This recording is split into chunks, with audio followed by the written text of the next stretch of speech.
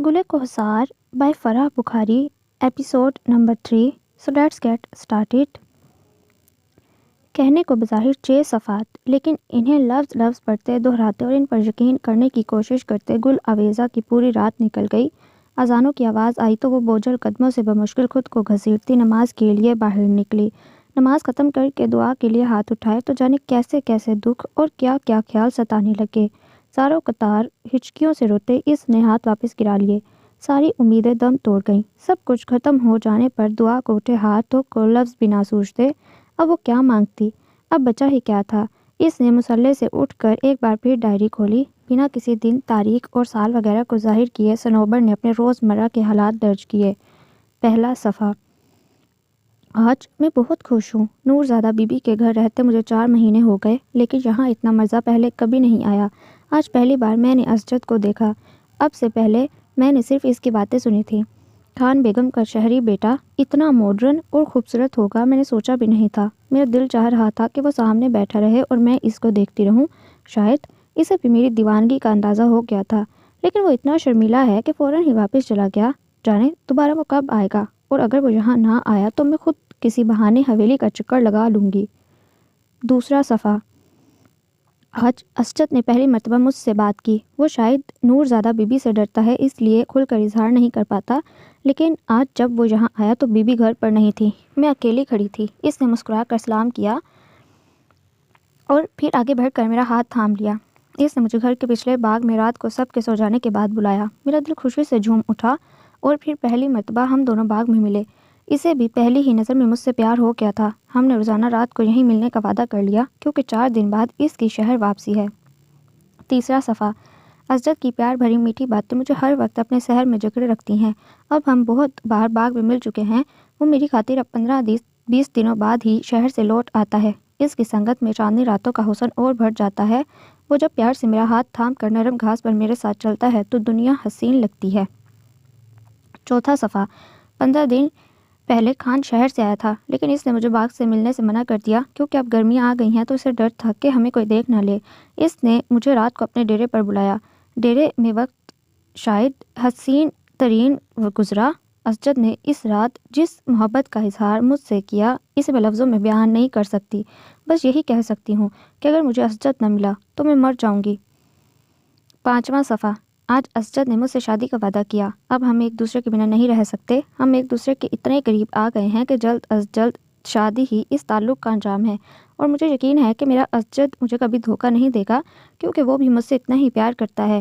کاش خان بیگم اس رشتے کے لیے آسانی سے حامی بھر لیں اور مجھے قبول کر لیں۔ 6واں صفحہ۔ اسجد ابھی تھوڑی دیر پہلے یہاں آیا تھا۔ موقع پا کر بس اتنا کہہ گیا کہ رات کو 10 بجے میرے ڈیرے پر آ جانا۔ آج میں اس سے ملنے کے لیے بہت بے چین ہوں۔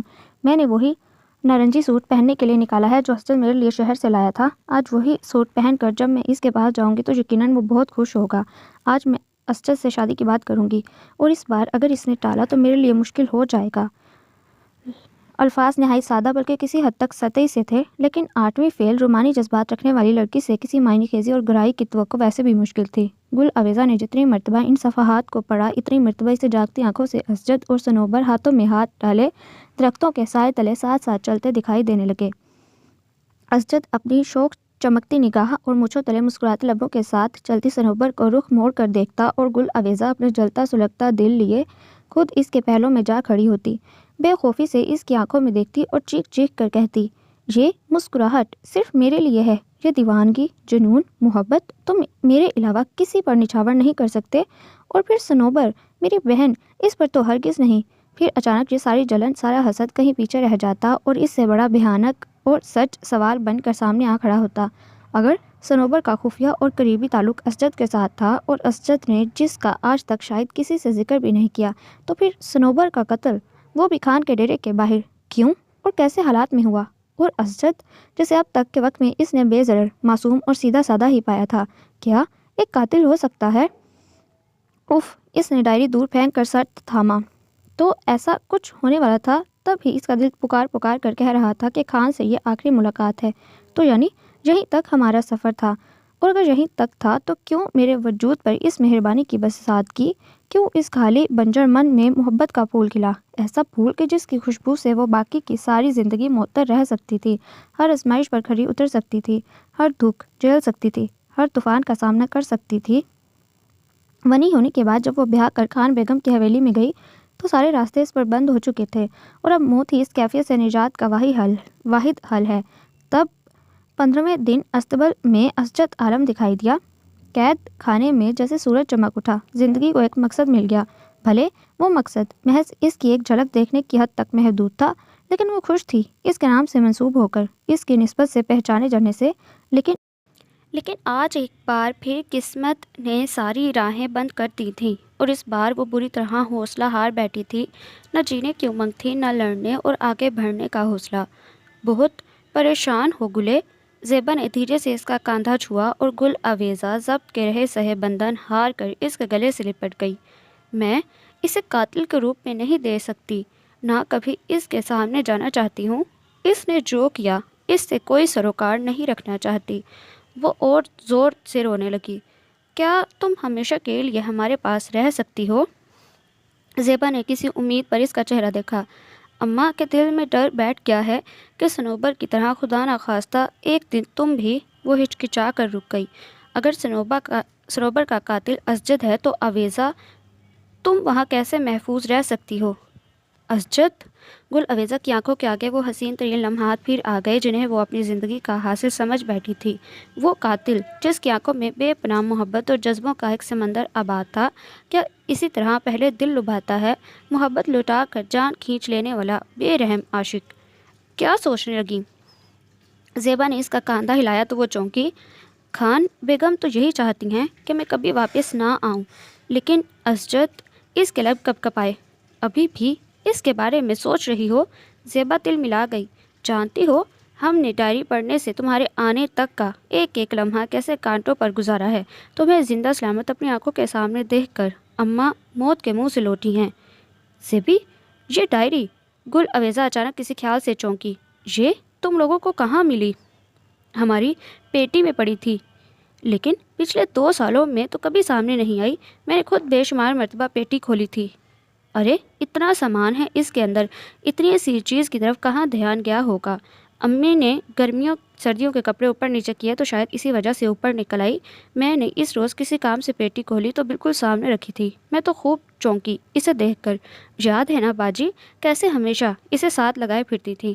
ہمدان بھی میرے ساتھ ہی تھا۔ میرے بعد اس نے پڑھی اور فوراً ہی اماں کو ہر بات بتا دی۔ اسے بہت افسوس ہے کہ زرمین کے شوہر کی جگہ اس روز اس نے اسجد کا خون کیوں نہیں کیا، اور اب وہ یہ فیصلہ کیے بیٹھا تھا کہ تم ایک بار یہاں آ جاؤ، پھر کبھی تمہیں جانے نہیں دیں گے۔ مت بھولو زیبا کہ میری شادی کوئی عام شادی نہیں تھی، مجھے ونی کیا گیا تھا، اور میرا فیصلہ دونوں علاقوں کے جرگوں سے ہو کر آیا تھا۔ تم نہیں سمجھ سکتی زیبا کہ میں تو اپنی مرضی سے ناراض بھی نہیں ہو سکتی۔ یہ سب بہت مشکل ہے جو تم لوگ سوچے بیٹھے ہو۔ گل آویزہ کا حوصلہ اس وقت قابل دید تھا۔ پچھلی رات سے اب تک وہ شاید خود پر ہر کیفیت گزار بیٹھی تھی، اس لیے خوب حقیقت پسندی سے ہر پہلو پر غور کر رہی تھی۔ تو پھر ہم کیسے روکے تمہیں؟ زیبا حقیقتاً پریشان نظر آنے لگ گئی۔ ایک راستہ دکھائی دے رہا ہے، کچھ دھندلا دھندلا سا۔ وہ کس سوچ کے تانے بارے میں گم تھی۔ اگر میں ہاجرہ بی بی سے بات کروں تو شاید کوئی حل نکل آئے۔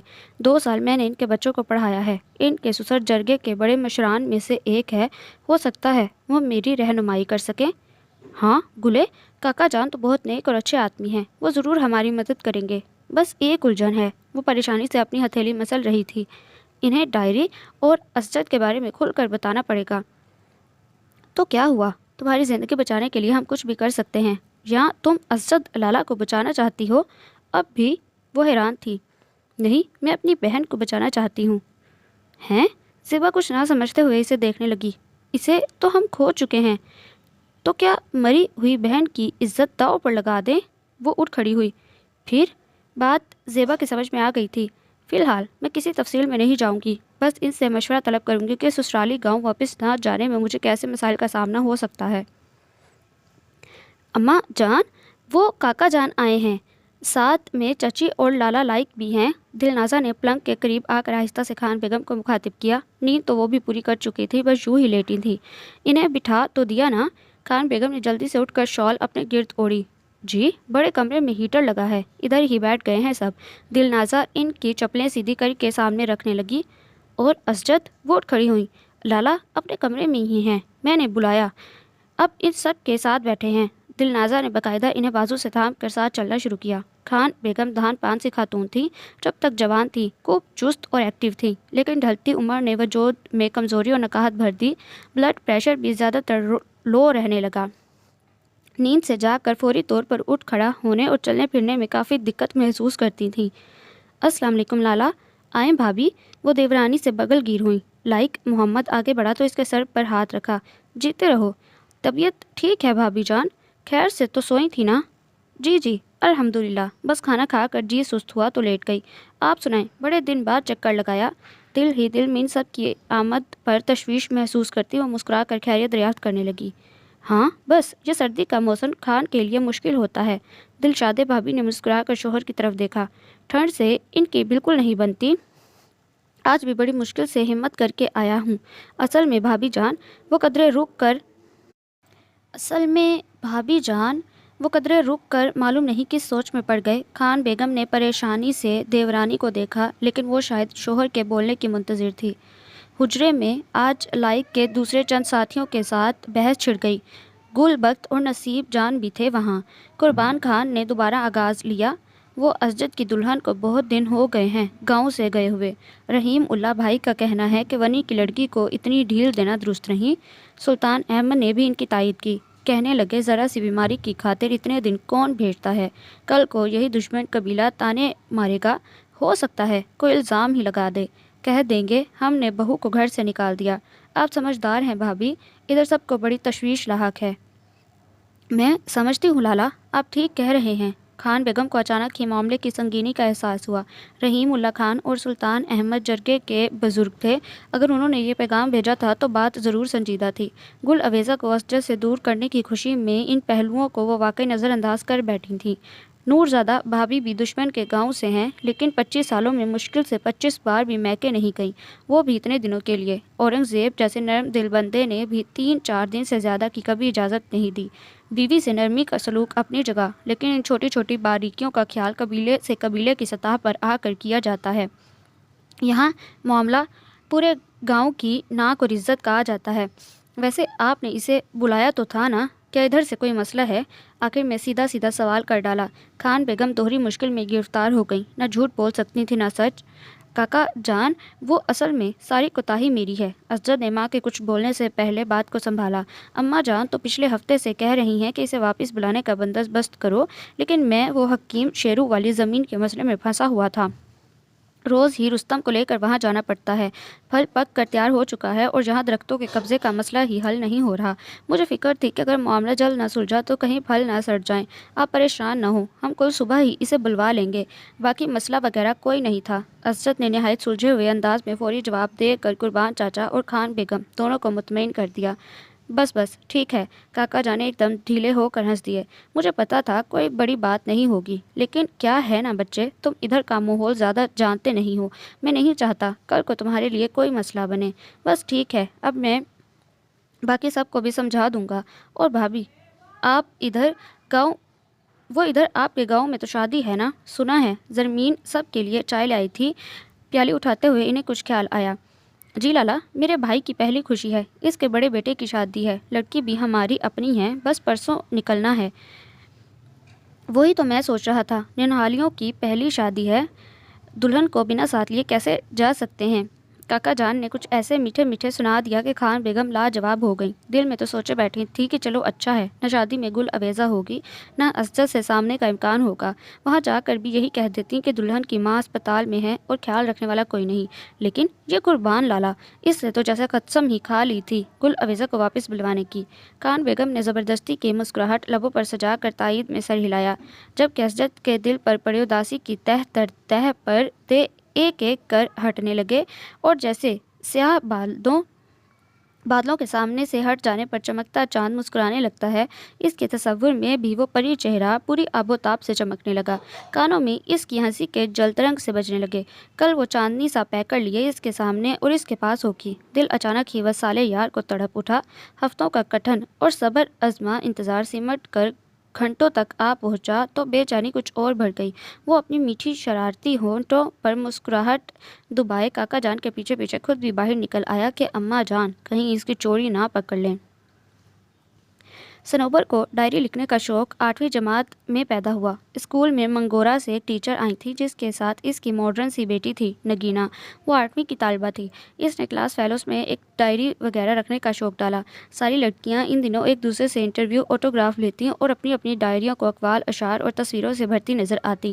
پھر 8ویں میں فیل ہونے کے بعد صنوبر نے پڑھائی کو تو خیر آباد کہہ دیا لیکن ڈائری کو کبھی خود سے جدا نہیں کیا۔ بعد میں کبھی کبھار وہ اسے لکھنے میں مصروف نظر آتی۔ کل عویزہ نے ان 6 صفحات کے اثر سے نکل کر باقی کی ڈائری پر دھیان دیا تو بغور ایک ایک صفحہ دھیان سے پڑھتے اسے 2 نام ایسے دکھائی دیے جن سے صنوبر کا بہت قریبی لگاؤ اور تعلق جھلک رہا تھا۔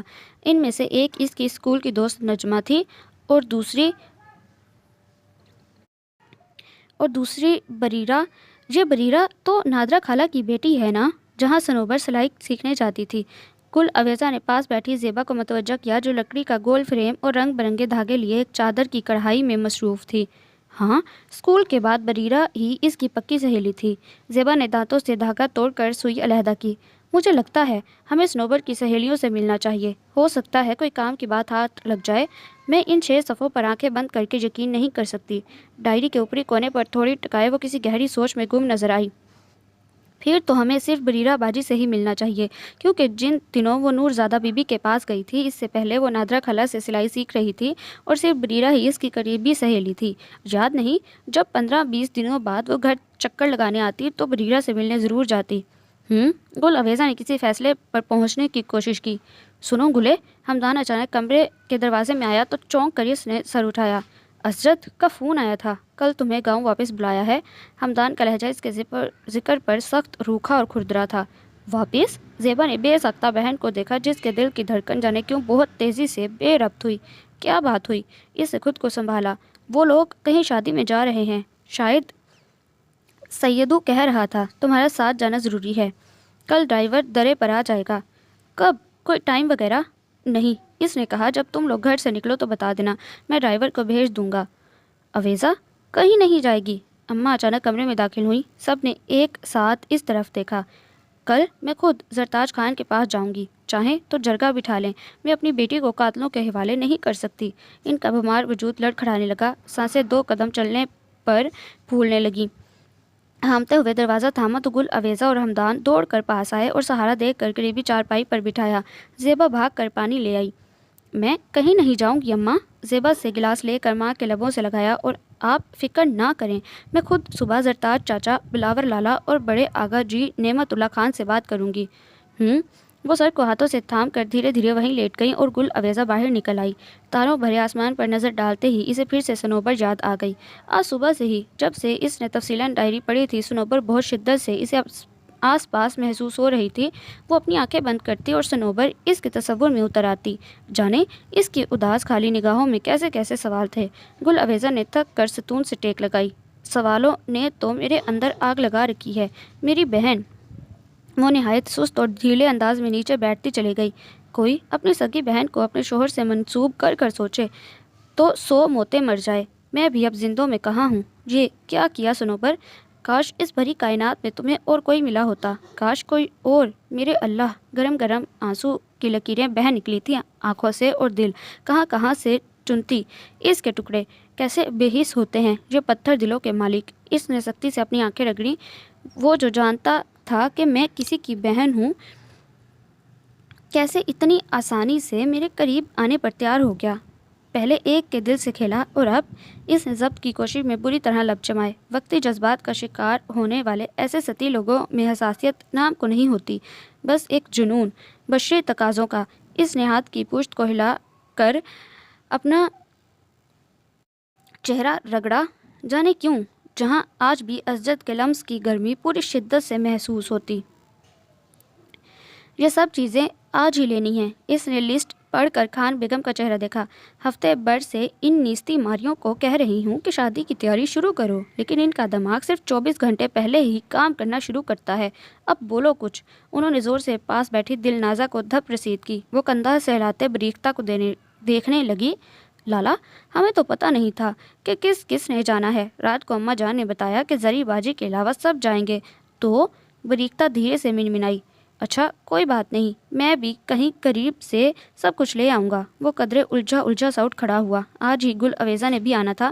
رات تک اس کا یہی پکا ارادہ تھا کہ وہ خود درے پری سے لے کر آئے گا، لیکن ادھر سے سب سامان لینا بہت ضروری تھا کیونکہ اگلی صبح تو سیدو کے لیے نکلنا تھا۔ بہنوں کے لیے شادی کی خریداری آج ہر حال میں مکمل کرنی تھی۔ اکیلے جاؤ گے؟ خان بیگم نے کسی خیال کے تحت پکارا تو کچھ سوچ کر اسجد کے لب مسکرا اٹھے۔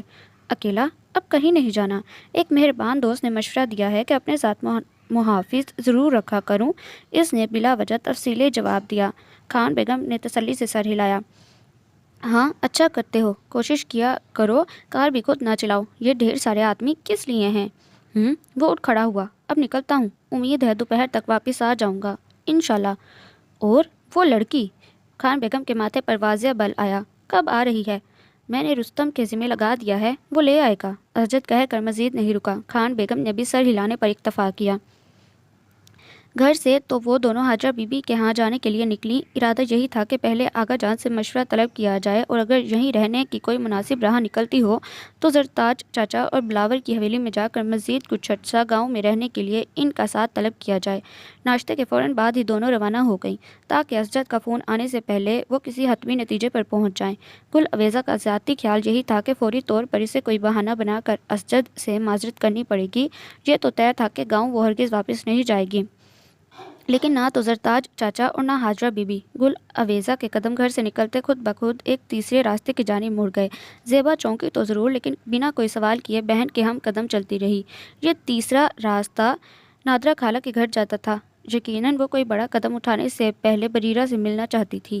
زیبا کو بھلا کیا اعتراض ہو سکتا تھا؟ اسجد لالا کو اپنی صفائی میں بھلے کچھ بھی کہنے کا موقع نہیں مل سکتا تھا، کم از کم اسے سچ جھوٹ کی کسوٹی پر پرکھنے کا یہ موقع انہیں ہرگز ضائع نہیں کرنا چاہیے تھا۔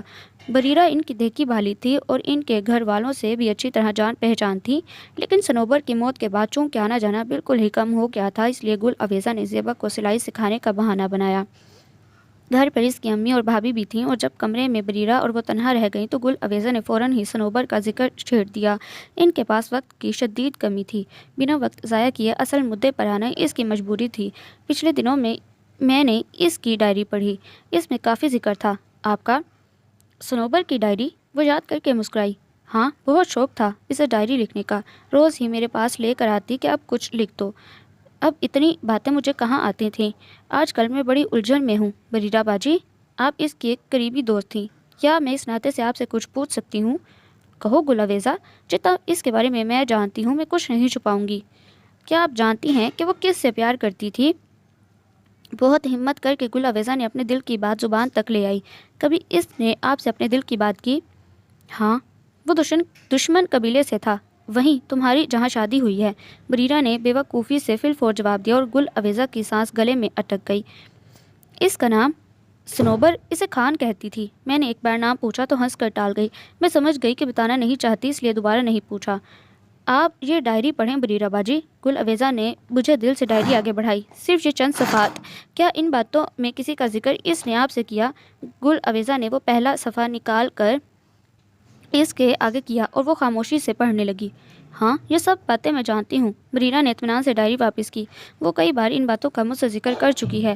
وہ دونوں باغ میں ملتے تھے اور وہ اسے تحفے بھی دیتا اور پھر بعد میں باغ کے علاوہ کی ملاقاتیں۔ البتہ اس کا نام اسجد تھا یہ میں نہیں جانتی، اور یہ اسجد عالم تو خان بیگم کا بیٹا ہے نا؟ شاید تمہارا… وہ پہلی بار جھجکی۔ گل اویزا مارے شرمندگی کے فقط سر ہلا گئی۔ لیکن اسجد تو غالباً شہر سے آیا ہے نا، بہت سارا پڑھ لکھ کر۔ بریرہ نے جیسے خود کلامی کی۔ مجھے کچھ یاد آ رہا ہے اویزا۔ اس نے چونک کر سر اٹھایا۔ وہ بری طرح ذہن پر زور دے رہی تھی۔ پتہ نہیں کیا سوچ رہی تھی۔ گل اویزا ایک امید پر اسے تکنے لگی۔ مجھے ٹھیک سے یاد نہیں، لیکن ایک بار اس نے شاید ایسا کہا تھا کہ مجھے بہت شوق ہے خان میری ڈائری پر کچھ لکھ کر دے، لیکن وہ تو پڑھنا لکھنا ہی نہیں جانتا۔ اچھا؟ گل اویزا نے جوش جذبات سے زیبا کا ہاتھ پکڑ لیا. یا شاید یہ کہا ہو کہ وہ تو لکھنا ہی نہیں چاہتا. بریرا نے اگلے ہی پل میں اس کی امید توڑ دی. معاف کرنا، مجھے واقعی ٹھیک سے یاد نہیں، لیکن ایک بندی ہے جو اس معاملے میں تمہاری مدد کر سکتی ہے. وہ کون؟ گل آویزا نے بے تحاشا چونک کر اسے دیکھا. اسجد کی بھابھی. بھابھی؟ اس نے بے یقینی سے دہرایا. لیکن اسجد تو ایک ہی بھائی ہے، 5 بہنوں کا، اس کی بھابھی کیسے؟ مجھے سنوبر نے بتایا تھا کہ مجھے اور خان کو خان کی بھابھی نے باغ میں ملتے دیکھ لیا. ہو سکتا ہے وہ اسجد کے کسی چاچا زاد کی بیوی ہو، وہ انہیں بھی بھابھی کہتا ہے. گل آویزا نے اپنے ہی اندازے سے خود کو مایوس کر دیا اور چلنے کے لیے اٹھ کھڑی ہوئی. ایک اور بات بھی. بریرا کی آواز اتنی مدھم تھی جیسے وہ کچھ اپنے آپ سے بھی چھپا رہی ہو. کیا بات باجی؟ گل آویزا پوری طرح واپس مڑ گئی. یہ بات صرف میں جانتی ہوں آویزا، خدا کے لیے میرا نام. بے فکر رہیں باجی. گل آویزا نے فوراً اس کا ہاتھ تھاما. بوجھ اٹھانے کے لیے میں ہوں نا. شاید آپ کی معلومات میری مشکلیں کم کر دیں، کہیں بڑھا نہ دیں. بریرا کا جواب اتنا بے ساختہ لگا کہ وہ 2 قدم پیچھے ہوئی. کوئی بات نہیں. یہ گمگو کی کیفیت زیادہ تکلیف دہ ہے. تمہیں اپنے اندر بہت حوصلہ پیدا کرنا ہوگا. بریرا نے اس کا ہاتھ اپنے ہاتھ میں لیا. بتائیں باجی، بہن کے موت جھیل چکے ہیں، باقی باتیں تو ثانوی ہیں. سنوبر وہ امید سے تھی. بریرا نے زبان کیا کھولی. گل آویزا کے پیروں تلے سے گویا کسی نے زمین کھینچ لی. مرنے سے کوئی 15 دن پہلے وہ آخری مرتبہ گاؤں آئی تھی. ان دنوں وہ اتنی پریشان تھی کہ اگر یہ قتل کا معاملہ نہ ہوا ہوتا تو شاید وہ خود ہی خودکشی کر لیتی. اس نے کہا تھا کہ اگر خان نے مجھ سے شادی نہ کی تو میں کہیں کی نہیں رہوں گی. یعنی وہ اسے دھوکہ دے رہا تھا؟ ہاں، اس کی پریشانی سے تو ایسا ہی لگ رہا تھا. لیکن میرا مشورہ ہے آویزا کہ پہلے تم یہ معلوم کرو کہ دراصل وہ تھا کون. ایسا کیوں کہہ رہی ہیں؟ گل آویزا چونکی. اس نے ڈائری میں صاف صاف نام لکھا ہے. پتہ نہیں کیوں، لیکن یہ 6 صفحے. وہ کچھ کہتے کہتے اٹک گئی. میں سمجھ نہیں پا رہی آویزا، لیکن وہ اس طرح کھول کھول کر دل کی باتیں لکھنے اور بتانے والوں میں سے نہیں تھی. میں اس کی بہت بھروسے مند سہیلی تھی، پھر بھی اس نے مجھے کبھی خان کا نام نہیں بتایا. پھر تم یہ دیکھو کہ پوری ڈائری میں ان 6 صفحات کے علاوہ کہیں روزمرہ کی باتیں، حالات اور یادداشتیں وغیرہ نہیں لکھی گئیں. وہ کبھی بھی ڈائری میں روزمرہ کی باتیں نہیں لکھتی تھی. ان 6 صفحوں کے علاوہ پوری ڈائری صرف اشعار، اقوال، انٹرویو سے بھری پڑی ہے. بریرا نے ایک اتنی اہم بات کی طرف ان کا دھیان دلایا تو دونوں ہکا بکا ایک دوسرے کا منہ دیکھنے لگی. تو پھر ایک ہی بات میری سمجھ میں آتی ہے. بریرا نے اعتماد سے اس کی آنکھوں میں دیکھا. یا تو آخری دنوں میں اسے شک ہو گیا تھا کہ اسے مار دیا جائے گا، اور اس لیے اس نے واضح طور پر اپنے قاتل کا نام ڈائری میں لکھ کر پیچھے والوں کے لیے نشان چھوڑا، یا پھر کسی کے دباؤ میں آ کر اس نے ایسا لکھا. لیکن یہ طے ہے کہ ان صفحات کے لکھنے میں کوئی نہ کوئی وجہ ضرور ہے. وہ کچھ کہنا چاہتی تھی جسے سمجھنا اب تمہارا کام ہے. وہ اسے سمجھاتے ہوئے دروازے تک آئی. گل آویزا نے اس بات میں سر ہلایا اور باہر نکل گئی. اب زیبا نے سوالیہ نظروں سے بہن کی طرف دیکھا، لیکن وہ کافی غائب دماغ لگی. بنا کوئی جواب دیے کھوئے کھوئے انداز میں آگے بڑھنے لگی. زیبا نے ایک ٹھنڈی سانس لے کر ایک مرتبہ پھر پیش قدمی کی. وہ دشمن قبیلے سے تھا، خان تھا، باغ میں ملتا تھا، تحفے دیتا تھا، لیکن ان پڑھ تھا. شاید پڑھا لکھا تھا. شاید اسجد تھا، یا شاید کوئی اور تھا. شاید فلرٹ کر رہا تھا، یا شاید سنجیدہ تھا. وہ چیخوں کی مانند کانوں میں بجتے سوالوں کا شور لیے آگے ہی آگے بڑھتی جا رہی تھی. اس بار رخ نعمت اللہ خان کے گھر کی طرف تھا. کھیتوں کی پگڈنڈی سے ہوتے وہ جس کے گھر کے آگے سے گزر رہے تھے وہاں شامیانے لگے ہوئے تھے. لوگوں کی گہما گہمی تھی. اونچی آواز میں نغمے بج رہے تھے، اور تب ہی کھیتوں کو عبور کرتے گل آویزا کے قدم ایک آواز نے روک لیے. یہ وہ گانا تھا جو اس نے اسجد کی سنگت میں آخری بار یہاں آتے سنا تھا. گلوکارہ کی دل سوز آواز اس کا سینہ چیرنے لگی. ہاتھ پر اس کے لمس کی حدت ایک بار پھر بری طرح محسوس ہونے لگی. ہاں، مجھے اس کے پاس جانا ہے. کتنا کچھ ایسا ہے جو صرف اسی سے پوچھنا ہے. اس محبت کی حقیقت پوچھنی ہے جو اس نے مجھ سے کی ہے. اس دل لگی کے بارے میں جواب طلب کرنا ہے جو اس نے میری بہن سے کی. دل لگی کہاں تھی اور محبت کہاں؟ دھوکہ صنوبر نے کھایا یا میں کھا رہی ہوں؟ وہ شاہ خوباں عشق باز ہے یا عشق پرست؟ گل آویزا کے آگے بڑھتے قدم آپ و آپ رک گئے. دلوں کے معاملات کا حل کسی جرگے کے پاس کیسے ہو سکتا ہے؟ یہ تو آنکھوں میں لکھی تحریر ہے جسے وہ ابھی تک ٹھیک سے پڑھ نہیں پائی تھی. کیا ہوا؟ کھیتوں کے بیچوں بیچ وہ بلا وجہ ہی رک گئی. زیبا نے حیران ہو کر آگے پیچھے دیکھا. مجھے واپس جانا ہے زیبا. اس نے کلائی پکڑ کر بہن کو گھر کے راستے کی طرف کھینچا. ہمارے ہر سوال کا جواب وہاں ہے زیبا، جہاں قدرت نے مجھے بھیجا ہے. تو کیا تم؟ زیبا کی آنکھوں سے حیرت نمایاں تھی. ہاں، گل اویزا نے نرمی سے اس کا ہاتھ تھاما۔ اس ڈائری کا ایسے موڑ پر ہمارے سامنے آنا جب میں دشمن قبیلے کی بہو اور اسجد کی بیوی بن چکی ہوں یوں ہی نہیں ہے۔ اگر یہ ڈائری چند ماہ پہلے ہمیں پہلے ملتی تو کیسے ممکن تھا کہ میری اسجد سے شادی ہوتی؟ یقیناً یہ اس بات کی طرف اشارہ ہے کہ مجھے صنوبر کے قتل کا معمہ حل کرنا ہے، وہ گتھی سلجھانی ہے جس کا ایک سرا اگر اس ڈائری سے جڑا ہے تو دوسرا ضرور کہیں حویلی میں ہے۔ لیکن اماں اور ہمدان، وہ تو تمہیں ہرگز بھولو مت زیبی کہ میں اسجد کی بیوی ہوں۔ میرا موازنہ صنوبر سے کرنا غلطی ہے، آپ سب کی۔ میری جان کو وہاں کوئی خطرہ نہیں، تم چلو میرے ساتھ، میں اماں کو سمجھا لوں گی۔ وہ اب اچانک ہی پرجوش دکھائی دینے لگی۔ مجھے گھر چل کر تیاری بھی کرنی ہے، پھر ہمدان نے وہاں فون کرنا ہوگا، دوپہر تک مجھے چلے جانا چاہیے۔ وہ ایک فیصلے پر پہنچ کر اب تیز قدموں سے گھر کے راستے پر آگے بڑھ رہی تھی۔ زیبا سمجھ گئی تھی کہ اب اسے روکنا ناممکن ہے۔ مغرب سے ذرا پہلے وہ شہر سے لوٹا تو رستم نے گل اویزا کے حویلی پہنچ جانے کی اطلاع دی۔ وہ سامان اٹھائے سیدھا اندر چلا آیا۔ وہ بڑے کمرے میں اماں جان کے ساتھ پائنتی کی طرف بیٹھی تھی۔ وہی نیلی شال اوڑھے اسے آتا دیکھا تو گھونگھٹ مزید نیچے کر کے کچن کے اندر چلی گئی۔ اسجد ٹھیک سے چہرہ بھی نہیں دیکھ پایا۔ یہ سب سامان جو آپ نے منگوایا تھا؟ اس نے 3 بڑے شاپر ماں کے قریب رکھے۔ اور یہ اس کے لیے؟ دوسرے ہاتھ میں پکڑا ایک اور شاپر اس نے قدرے الگ کر کے رکھا۔ رحیمہ ادھر آؤ مڑے، خانہ بیگم نے وہیں سے صدا لگائی۔ لالا کے لیے چائے لے آؤ، تھکا آیا ہے شہر سے۔ آئی خان بیگم، رحیمہ نے کچن سے جھانکا۔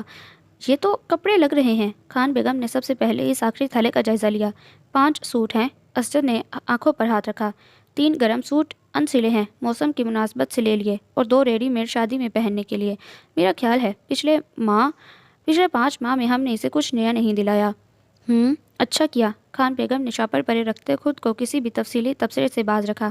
شادی میں سب ہی جا رہے تھے سوائے زرمین کے۔ جب سے وہ بیوہ ہوئی تھی کہیں بھی آنا جانا بالکل ترک کر دیا۔ اس کے پاس رہنے کے لیے قربان چاچا کی بہو ناز، بیٹا زمان اور ان کے 2 بچے آ رہے تھے۔ زرمین نے 5 سالہ آدرش کو ان کے ساتھ جانے کے لیے تیار کر دیا۔ وہ بھی ماں سے زیادہ نانی اور خالاؤں کی عادی تھی۔ ان سب نے اگلی صبح 2 گاڑیوں میں سیدو کے لیے نکلنا تھا۔ اسجد چائے ختم کر کے تھوڑی دیر کے لیے کمرے میں آیا لیکن موبائل شاید باہر کھاٹ پر رہ گیا۔ وہ اٹھانے کے لیے جوں ہی کمرے سے نکلا، گل اویزا اسی وقت تیز قدموں سے بڑا کمرہ عبور کر کے باہر جاتی نظر آئی۔ پتہ نہیں کیوں لیکن اسجد کو صاف لگا کہ وہ اس سے کترا رہی تھی۔ وہ مغرب کی اذان ہونے کے بعد بھی کافی دیر تک وہیں بیٹھا رہا لیکن گل اویزا واپس نہیں آئی۔ اماں جان نماز پڑھنے کے لیے اندر گئیں تو وہ شاپر لے کر کچن میں آیا۔ وہاں صرف نسیمہ کھڑی تھی۔ سنو، یہ جا کر بھابھی کو دے آؤ۔ شاپر اس کے حوالے کر کے وہ کافی بگڑے موڈ کے ساتھ ڈیرے پر آ گیا اور اس امید پر دیر تک یہاں بیٹھنے کا پروگرام بنایا کہ شاید وہ رات کو پچھلے صحن میں اس کا انتظار کرے۔ لیکن 10 بجے جب وہ ڈیرے کو بند کر کے استبل کے راستے پچھلے صحن میں داخل ہوا تو یہاں مکمل تاریکی کا راج پایا۔ گل اویزا نے نہ صرف دروازہ بند کر رکھا تھا بلکہ کمرے کی لائٹ بھی آف تھی۔ اوپر سے راشن دان کا اندھیرا واضح تھا۔ وہ صحیح معنوں میں پیر پٹکتا کمرے میں آیا۔ کیسی بے حس ہے، کتنا تڑپا ہوں اس کے لیے، کوئی پاگل بھی ایسے دیوانہ نہ ہوا پھرتا ہوگا۔ اس نے غصے سے چیزیں بیڈ پر پھینکی۔ اس روز بارش کا لطف لینے کے لیے محترمہ رات کے 1 بجے بھی جاگ رہی تھیں اور آج 10 بجے بتی گل اوپر سے بھول جانے کے مشورے دیتی ہیں۔ خود سے بکتے اس نے سونے کی تیاری کی لیکن اتنے شدید غصے میں نیند کہاں خاک آنی تھی۔ وہ بے چینی سے کروٹیں بدلتا رہا۔ کیا مصیبت ہے مڑے، کس نے سامان اس بری طرح ٹھونسا ہے؟ اسجد نے بھنائی ہوئی آواز میں کہا تو سب سے پہلے بانو اور نورینا صحن میں آئیں۔ بابر نے صبح سویرے ہی 2 گاڑیاں لا کر حویلی کے صحن میں ٹھہرا دی تھی تاکہ گھر والے آرام سے اپنا سامان رکھ کر یہیں سے سوار ہو جائیں۔ اسجد نے گاڑیوں کو قسم قسم کے چھوٹے بڑے بیگ اور تھیلیوں سے بھرا دیکھا تو اس کا پارا ہائی ہوا۔ 2 دن کے لیے جا رہے ہیں یا سارا سیزن گزارنے کے لیے؟ اس نے نہایت بدتمیزی سے بیگ نکال کر زمین پر پھینک دیے۔ بانو اور نورینا نے سامان کی درگت بنتے دیکھ کر بمشکل خود پر جبر کیا۔ لالا تو ایسے شیر کی طرح دھاڑ رہے تھے، ان کی ہمت ہی کہاں تھی آگے بڑھنے کی، اور یہ 10 بجے تک کمروں میں گھسے کیا کر رہے ہیں سب کے سب؟ دوپہر کا کھانا بھی کھا کر نکلنا ہے تو پہلے بتاتے، میں جا کر گاؤں کے 2-4 کام نپٹا آتا۔ وہ بے تکان اونچا اونچا بولے جا رہا تھا۔ بریختہ اور خان بیگم بھی گھبرا کر کمرے سے نکلی۔ اسجد کا موڈ تو اتنا بگڑا ہوا تھا کہ خان بیگم کو بھی مداخلت کی ہمت نہیں ہوئی۔ اندر جاؤ سب کے سب، گاڑیاں باہر نکال رہا ہوں، کوئی ضرورت نہیں ہے یہاں سے بھر کر جانے کی، جس نے آنا ہے 10 منٹ کے اندر اندر تیار ہو کر باہر آ جائے۔ اس نے بنا اپنے ٹون میں رد و بدل کیے فرمان جاری کیا اور آگے بڑھ کر پھاٹک کھول دیا، پھر خود ہی باری باری دونوں گاڑیاں بھی باہر نکال لے گیا۔ وہ سب ہکا بکا برآمدے میں کھڑی کبھی ایک دوسرے کا منہ دیکھتی تو کبھی صحن میں بکھرے سامان کو اوئے کم بختو، کس نے بولا تھا جا کر کاروں کو سامان سے بھر دو، اپنا اپنا بیگ اپنی گود میں لے کر نہیں بیٹھ سکتی تھی؟ اب دلا دیا اسے غصہ۔ خان بیگم نے ماتھے پر ہاتھ مارا۔ چلو اب اٹھاؤ اپنا اپنا سامان اور نکلو سب۔ انہوں نے سب سے پہلے خود ہی برقع اوڑھ کر باہر کی راہ لی تاکہ مزید دیر کا امکان نہ رہے۔ آپ یہاں بیٹھیں۔ اماں کو نکلتا دیکھ کر وہ خود ہی آگے بڑھا اور بازو سے تھام کر انہیں آگے والی گاڑی کی فرنٹ سیٹ پر بٹھایا۔ ان کے پیچھے باریکتا اور دلنازہ نکلی تو انہیں بھی اسی گاڑی کی پچھلی سیٹ پر بیٹھنے کو کہا اور ان کا سامان بھی خود ہی ایڈجسٹ کر دیا۔ آپ کو بابر لے کر جائے گا، میں باقی سب کو لے کر پیچھے آ رہا ہوں۔ اس نے شیشے کی طرف آ کر اماں کو سمجھایا اور فوراً بابا کو آواز دی۔ لیکن خان بیگم کے تو حواس جاتے رہے، یہ سوچ کر کے پیچھے رہ جانے والوں میں تو گل اویزہ بھی ہے۔ اوئے نا مرادے، بھابھی کو ساتھ کیوں نہیں لائی؟ انہوں نے تب کر باریکتا کو دیکھا، لیکن بابر نے ڈرائیونگ سیٹ سنبھال کر گاڑی آگے بڑھا دی اور وہ بے بسی سے ہاتھ ملتی رہ گئیں۔ پیچھے مڑ کر دیکھا، اسجد کے ساتھ والی سیٹ تو اوپر سے نیچے تک سامان سے پر تھی۔ گل اویزہ، نورینا اور بانو اسی وقت باہر نکلیں تو اسجد نے اسے پیچھے بیٹھنے کا اشارہ کیا اور خود ڈرائیونگ سیٹ پر آ گیا۔ خود پر ضبط کرتے وہ سیدھی ہو کر بیٹھ گئیں، لیکن اب کچھ نہیں ہو سکتا تھا۔ اگر اسجد کا مزاج ہی ٹھیک ہوتا تو وہ ضرور بیٹھنے کی سیٹنگ میں ہیر پھیر کروا لیتی، لیکن صاحبزادہ تو ماتھے کے بل ہی درست کرنے کو تیار نہیں تھا۔ اسجد نے ہاتھ کے اشارے سے بابر کو آگے رہنے کو کہا اور یہاں بھی خان بیگم کی خواہش کی نفی ہو گئی۔ وہ چاہتی تھیں کہ بیٹے کی گاڑی آگے رہے تاکہ وہ سب نظروں کے سامنے رہے، لیکن بابر نے رفتار تیز کر دی۔ خان بیگم نے سر جھٹک کر تسبیح سنبھالی اور سفر کا آغاز ہو گیا۔ اف خدایا، یہ خان بھی نا میوزک کا کتنا شیدائی ہے۔ گاڑی سٹارٹ ہوتے ہی میوزک پلیئر بھی لگا دیا گیا تو دل اویزہ نے سوچا وہ فی الحال تو عشق میں غصہ سر چڑھ کر بول رہا ہے۔ وہ گھونگھٹ کے اندر مسکرا دی۔ ڈارک براؤن شلوار قمیض کے ساتھ بلیک لیدر جیکٹ اور دھوپ کا چشمہ لگائے وہ اتنا شاندار لگ رہا تھا کہ بے ساختہ بندے کا نظر اتارنے کو دل چاہے، لیکن وہ تو اسے تیش دلا کر خوش ہو رہی تھی۔ اس کے خراب موڈ کی وجہ سے بھی ایک وہی جانتی تھی اور فی الحال وہ اسی سے مزہ لینا چاہتی تھی۔ سوچا تو آگے کے لیے اور بھی کافی کچھ تھا، لیکن اس کے لیے مناسب موقع محل کا انتظار تھا۔ اسجد کی گاڑی میں اتفاقاً بیٹھنے پر بھی آج وہ خوش تھی، خصوصاً خان بیگم کی تلملاہٹ تصور کرنا بہت اچھا لگ رہا تھا۔ اسجد نے سامنے کا شیشہ اس پر سیٹ کیا اور اب براؤن چشمے کے پیچھے سے غالباً دیکھ بھی اسی کو رہا تھا، لیکن کوشش کا نتیجہ بہرحال صفر تھا کیونکہ وہ تو تھوڑی تک مکمل گھونگھٹ گرائے ہوئے تھی۔ گاڑی اب گاؤں کی چھوٹی سڑک کو چھوڑ کر منگورا جانے والی بڑی اور مصروف سڑک پر آ گئی۔ گل اویزہ پوری دلچسپی سے باہر کے مناظر دیکھنے لگی۔ دل ہی دل میں شکر پڑا کہ فرنٹ سیٹ سامان سے بھری تھی، ورنہ اس سے کچھ بعید نہیں تھی کہ بنا بہنوں کا لحاظ کیے اسے آگے آنے کا کہہ دیتا۔ ہم تم سے نہ کچھ کہہ پائے، تم ہم سے نہ کچھ کہہ پائے، لگتا ہے ڈر یہ بات یہ دل کی دل میں نہ رہ جائے۔ اسجد نے سی ڈی بدل کر نیا گانا لگایا۔ دلی کیفیت کو گانے کی صورت میں عیاں کرنے کے لیے خان صاحب کے پاس خوب مواد تھا۔ جانے کیوں وہ آج گل اویزہ کو اس کی دیوانگی خوب لطف دے رہی تھی۔ آگے چل کر یہی تو اسے فائدہ دینے والی تھی۔ بریرہ کی چند ایک باتوں سے گرچہ ہلکی سی امید کی کرن جاگی تھی اور اسی وجہ سے دل بے اختیار ہو کر ہاتھوں سے نکلنے کی کوشش کر رہا تھا، لیکن وہ اسے قبل از وقت کی خوش فہمی نکال کر قابو میں رکھنے کی کوشش کر رہی تھی۔ لالا، نورینا کو الٹی آتی ہے۔ بانو نے آگے ہو کر اسجد کو مخاطب کیا تو دونوں ہی بیک وقت چونکے۔ اتنی دیر سے جو اپنی اپنی جگہ گانے کے بولوں میں گم ان دونوں کی موجودگی سے یکسر لاپرواہ تھے۔ اسجد نے کچھ سوچ کر ڈیش بورڈ سے ایک پلاسٹک بیگ نکال کر پیچھے بڑھایا۔ فی الحال اسے اپنے پاس رکھو، میں کچھ کرتا ہوں۔ اور تقریباً 5 منٹ بعد جیسے کسی نتیجے پر پہنچ کر اس نے بابر کا نمبر ملایا۔ میں یہاں تھوڑی دیر رک رہا ہوں، تم اپنا سفر جاری رکھو، 5-10 منٹ میں ساتھ آ ملوں گا۔ اماں جان سے ذکر نہ کرنا، پریشان ہوں گی۔ ہماری گاڑی کا پوچھے تو کہہ دینا پیچھے آ رہی ہے۔ اوکے، اور فون بند کر دیا۔ پھر اپنی گاڑی کے قدرے نیچے کو جاتی ذیلی سڑک پر موڑتی۔ دو رویا گھنے درختوں کے بیچ کا یہ راستہ بے حد خوبصورت تھا۔ کچے روڈ کے کنارے کنارے سبزہ اور کاسنی پھول کھلے تھے۔ جانے راستہ کہاں جاتا تھا، لیکن دور دور تک وہاں کوئی نہیں تھا، البتہ درختوں کے پیچھے ایک پرانی عمارت تھی، جیسے کوئی ڈاک بنگلہ یا پرانا اسکول، بہرحال ویران پڑا تھا۔ اسجد نے گاڑی روک دی۔ باہر آؤ تم دونوں۔ یہاں کچھ دیر رک کر تازہ ہوا لو، طبیعت سنبھل جائے گی۔ وہ خود بھی باہر نکل آیا۔ گاڑی چونکہ ٹھنڈ کی وجہ سے مکمل بند تھی اور اس نے ہیٹر بھی آن کر رکھا تھا، اس لیے ان کی طبیعت بے بوجھ پڑا تھا۔ دوسرے جانتا تھا بہنیں سفر کی عادی نہیں۔ لالا، ہم ادھر سبزے والی جگہ پر چلے جائیں، وہاں دھوپ بھی ہے۔ باہر نکلتے ہی ٹانگیں کانپنے لگی۔ ہاں، تھوڑی دیر واک کراؤ، کوئی جلدی نہیں۔ اس نے بونٹ سے ٹیک لگا کر بازو سیدھے کیے۔ گل اویزا نے تھوڑی سی چادر ہٹا کر سائڈ والی کھڑکی سے علاقہ دیکھنے کی کوشش کی۔ جگہ بہت خوبصورت تھی، جیسے خواب کا کوئی منظر۔ وہ پوری توجہ سے بلڈنگ پر غور کر رہی تھی جب ساتھ والا دروازہ کھلا اور اچانک کوئی قریب آ کر بیٹھ گیا۔ گل اویزا نے بے تحاشا چونک کر گردن موڑی۔ اسجد کو بالکل پاس بیٹھا دیکھ کر بے یقینی سے سامنے دیکھا۔ ابھی تو وہ آگے کھڑا تھا، پھر اس نے فوراً چادر درست کی۔ کیا کہنے بھائی تمہارے، پردہ تو ایک سمجھی سے جائز ہے نا تمہارا؟ پردہ تو ایک مجھی سے جائز ہے نا تمہارا؟ اینک فولڈ کر کے جیب میں رکھتے ہوئے سنجیدگی سے کہا۔ گل اویزا نے شرمندگی سے چادر کا کونا چھوڑا۔ وہ رخ اس کی طرف موڑ کر دایاں بازو سیٹ کی پشت پر پھیلائے پوری طرح چھایا ہوا تھا۔ وہ گھبرا کر سمٹنے لگی۔ رات کیا سوچ کر دروازہ بند کیا ہوا تھا؟ تمہیں احساس بھی ہے کتنی تکلیف میں رہا ہوں رات بھر؟ وہ سنجیدگی سے زیادہ غصے کے لہجے میں بات کر رہا تھا۔ گل اویزا کا دل ایک بار پھر دھڑکا۔ اسجد کے غصے کے بارے میں سنا ضرور تھا، لیکن دیکھ آج رہی تھی، بلکہ یوں لگا ابھی بھی وہ ضبط سے کام لے رہا ہے۔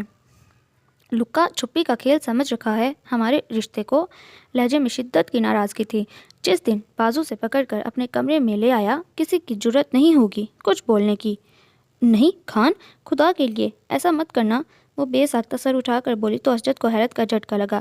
زبان کا قفل ٹوٹا بھی تو کس جملے پر؟ کیا مطلب؟ کیوں نہ کروں ایسا؟ میں نے تمہیں بیوی کے روپ میں قبول کیا ہے، اس دنیا کو بھی پتہ چل جانے دو، یا بزدل سمجھتی ہو مجھے؟ ماتھا سکوڑ کر اس نے سخت لہجے میں گھرا۔ یہ بات نہیں ہے خان۔ گل اویزا نے کچھ سوچ کر فوراً ہی بات کو سنبھالا۔ خان بیگم مجھے پسند نہیں کرتی۔ آپ نے بے چینی ظاہر کی تو وہ ہم دونوں سے سخت خفا ہوں گی۔ بس تھوڑا سا اور وقت دے دیں تاکہ میں ان کے دل میں اپنی جگہ بنا لوں۔ وہ جھجک کر رک گئی اور اسجد کو اس معصومانہ التجا پر ٹوٹ کر پیار آیا۔ دیوری کی وجہ بھی ایسی بتائی کہ اس کا اپنا گریز کہیں نظر نہ آیا۔ یعنی تمہیں اعتراض نہیں ہے میرے ساتھ رہنے پر؟ سارا غصہ، ساری ناراضگی پل میں ہوا ہوئی۔ اس نے سیٹ کی بیک پر رکھا اپنا ہاتھ تھوڑا سا آگے بڑھا کر اس کا گھونگھٹ ماتھے تک اٹھا دیا۔ وہ پلکیں جھکائے لاجواب سی بیٹھی تھی۔ بتاؤ نا، تم آنا چاہتی ہو نا میرے کمرے میں؟ ابھی نہیں خان، گل اویزا نے اس بار قدرے اعتماد سے کہا۔ بس اتنا وقت اور دیں کہ خان بیگم کی نفرت کو محبت میں بدل دوں، اور تب تک اپنی محبت کا کیا کروں؟ وہ اس کی لٹ سے کھیل رہا تھا۔ گل اویزا کی دھڑکنیں بے ترتیب ہونے لگی۔ انتظار نہیں کریں گے؟ اس نے درخواست کے انداز میں پلکیں اٹھا کر سوال کیا۔ اور نہیں کر سکتا گل آوی، خدا کی قسم نہیں۔ اسجد کا جواب اتنا بے ساختہ تھا کہ ہنسی چھپانے کے لیے گل اویزا نے منہ پھیر لیا، لیکن یہ ہنسی طنزیہ تھی۔ منہ پھیرے وہ سوچ رہی تھی، ایسے ہی تو تمہارے ہرس و حورس کی پول کھلے گی خان۔ بولو نا آوی۔ اسجد نے اس کا چہرہ اپنے جانب کیا۔ جائیں خان، نوری اور بانو دیکھ لیں گی۔ وہ گھبرا کر باہر دیکھنے لگی۔ تم بھی باہر چلو، بہت پیاری جگہ ہے۔ نہیں خان، اب چلتے ہیں۔ خان بیگم کو پتہ چل گیا تو؟ اس نے اپنی کاجل بھری سیاہ آنکھیں اوپر اٹھائیں تو وہ جیسے ہار مان گیا۔ تو ٹھیک ہے، پہلے وعدہ کرو پھر جاتا ہوں۔ اس نے اپنی ہتھیلی گل اویزا کے سامنے پھیلائی۔ ملو گی نا؟ اس نے ہولے سے اقرار ہلایا۔ ایسے نہیں۔ اسجد نے آئیبرو سے اپنے ہاتھ کی طرف اشارہ کیا تو گل اویزا نے جھجکتے ہوئے اپنا ہاتھ اس کی ہتھیلی پر رکھ دیا۔ Good girl. وہ مسکرایا۔ تو ہم کہاں ملیں گے؟ میں بتا دوں گی آپ کو۔ اس کا گھبرایا لہجہ منت بھرا تھا۔ اسجد نے خاصی دلچسپی سے اس کا پریشان چہرہ دیکھا اور ہنس پڑا۔ اوکے ٹھیک ہے۔ انگلی کی پور سے اس کے گال ہولے سے چھوئے اور باہر نکل گیا۔ شادی والے گھر میں خوب رونق لگی ہوئی تھی، کیونکہ آج بارات کا دن تھا۔ وہ لوگ ہی ایک دن تاخیر سے پہنچے تھے۔ بس ایک رات یہاں گزار کر اگلے روز ولیمہ کے بعد واپسی کے لیے نکلنا تھا۔ خان بیگم کا میکہ سید و شریف سے ذرا آگے مضافات کے ایک گاؤں میں تھا۔ پتھروں سے بنے ان کے سادہ سے گھر کافی قدیم تھے، رہن سہن بھی خالص دیہاتی۔ دریائے سوات کے کنارے کھڑے پہاڑوں پر اونچے نیچے کٹاؤں والے کھیتوں کے آس پاس تھے یہ سب گھر۔ مردوں کے ٹھہرنے کا بندوبست بالکل سامنے والے مکان میں تھا، اور وہ حصہ جہاں گل اویزا وغیرہ آئے صرف عورتوں سے بھرا تھا۔ تمہاری بہو تو چاند کا ٹکڑا ہے، کسی عورت نے اس کی تھوڑی اٹھا کر ستائشی نظروں سے خان بیگم کو کہا۔ انہوں نے محض مسکرا کر سر ہلایا۔ گل اویزا کو وہ صاف اس سے خفا نظر آئیں۔ اب حالانکہ حضرت کی گاڑی میں بیٹھنے میں اس کا کوئی ہاتھ نہیں تھا، لیکن خان بیگم اپنا مزاج درست کرنے کو تیار نہیں تھیں۔ وہ خاموشی سے دوسرے کمرے میں چلی آئیں۔ دل نازا کسی ماڈرن سی لڑکی کو میک اپ کروانے کے لیے پکڑ لائیں۔ گل عویزہ نے خان کا لایا ہوا سرخ اور فیروزی نیا سوٹ پہنا تو لڑکی نے اس کا نہایت نفاست سے میک اپ کر دیا۔ تیاری کے بعد اس نے باقی زیورات کے ساتھ چاندی کی وہ سنگھار پٹی بھی نکالی جو اسجد نے اسے کپڑوں والے تھیلوں میں رکھ کر بھیجی تھی۔ 5 عدد نئی ملبوسات کے ساتھ خوبصورت سا چاندی کا یہ زیور دیکھ کر وہ حیرت سے گنگ بیٹھی رہ گئی۔ سنگھار پٹی اس کا پسندیدہ زیور تھا۔ وہ جب کنواری تھی تو باقی دلہنوں کو دیکھ کر اکثر سوچتی کہ اپنی شادی پر وہ بھی خوب پیاری سی سنگھار پٹی بنوائے گی، لیکن شادی ایسے حالات میں ہوئی کہ ان سب باتوں کا خیال چھو کر بھی نہیں گزرا، اور اسجد نے پہلے تحفے کے طور پر اس کی من پسند چیزوں کو یوں بنا کہے اسے دلا دیا جیسے وہ اس کے دل کی بات جانتا ہو۔ پتہ نہیں کب گل عویزہ کو دیکھ کر اس کے دل میں یہ خیال آیا کہ اس کے چہرے پر یہ سنگھار پٹی بہت سوٹ کرے گی۔ آئینے میں خود کو دیکھ کر وہ تو اپنے آپ کو ہی نہیں پہچان پائی۔ بانو نے سرخ دوپٹہ اس کے سر پر جما کر اس کا گال چوم لیا۔ تمہیں کسی کی نظر نہ لگے بھابھی، آج تو تم ہی دلہن لگ رہی ہو۔ وہ ہنس کر باہر نکل گئی اور گل عویزہ کے دماغ میں ایک خیال سلپکا۔ خان نے اسے دلہن کے روپ میں نہیں دیکھا تھا تو وہ اچانک مسکرائی۔ تو کیوں نہ اپنے دیوانے کو تھوڑا اور دیوانہ بنایا جائے۔ کمرے سے نکل کر اس نے سب سے پہلے خان بیگم کا جائزہ لیا۔